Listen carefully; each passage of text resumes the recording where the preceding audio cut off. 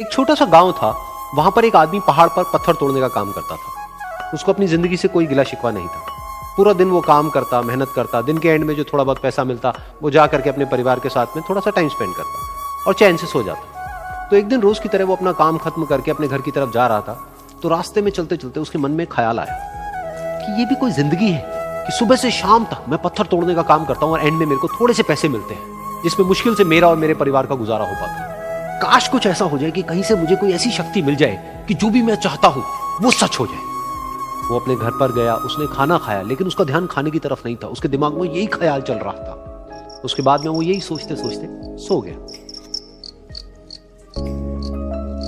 फिर नींद आने के कुछ देर बाद उसको एक सपना आया। सपने में उसने देखा कि रोज की तरह वो अपना काम खत्म करके अपने घर लौट रहा था। रास्ते में उसने एक बहुत ही बड़ा घर देखा और उसके मन में आया कि काश ये घर मेरा होता और मैं इसका मालिक होता। और उसके सोचते ही वो उस घर का मालिक बन गया। उसको यकीन ही नहीं हो रहा था कि जो उसने सोचा वो बन चुका है। लेकिन उसकी खुशी ज्यादा देर नहीं टिक पाई, क्योंकि उसको एकदम से एक शोर सुनाई दी। उसने अपने घर के बाहर देखा कि एक बहुत बड़ी रैली निकल रही है जिसमें बीचों बीच एक पॉलिटिशियन है जो ऐसे ऐसे हाथ हिला रहा है। और वहां पर जितने भी लोग खड़े थे सब उसके नाम के नारे लगा रहे थे। उसके आगे हाथ जोड़ करके खड़े थे, सब उसको देखने के लिए तड़प रहे थे।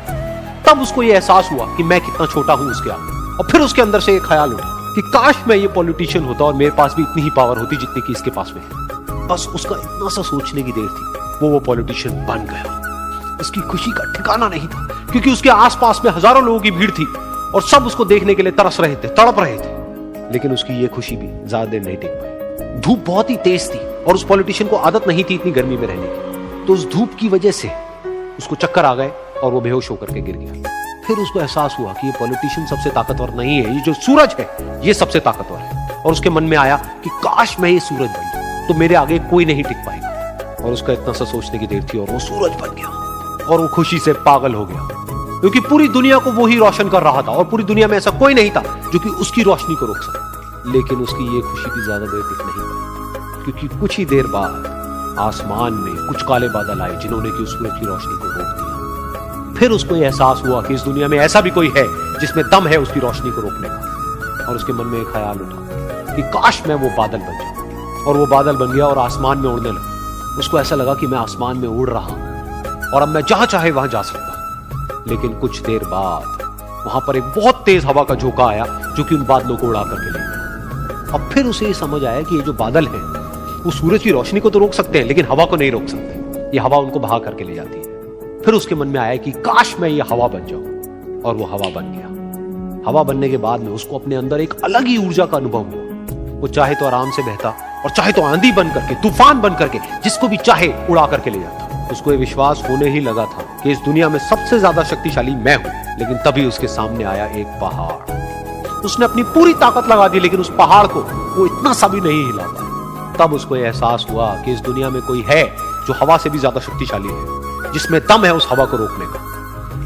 फिर उसके मन में आया कि काश मैं ये पहाड़ होता। और वो पहाड़ बन गया। लेकिन हर बार की तरह इस बार भी उसकी खुशी ज्यादा देर तक नहीं टिक पाई। उसको एक जानी पहचानी सी आवाज सुनाई दी और साथ ही साथ उसको दर्द होने लगा, जैसे कि कोई है जो उसको तोड़ रहा है, उसको मार रहा है। तो दर्द से वो चीखने लगा और उसके मन में आया कि काश मैं वो बन जाऊं क्योंकि इस पहाड़ को तोड़ने का दम रखता है। लेकिन इस बार उसकी ये ख्वाहिश पूरी नहीं हुई। वो रोने लगा, चीखने लगा, चिल्लाने लगा। उसने अपनी पूरी जान लगा दी लेकिन इस बार वो नहीं बन पाया।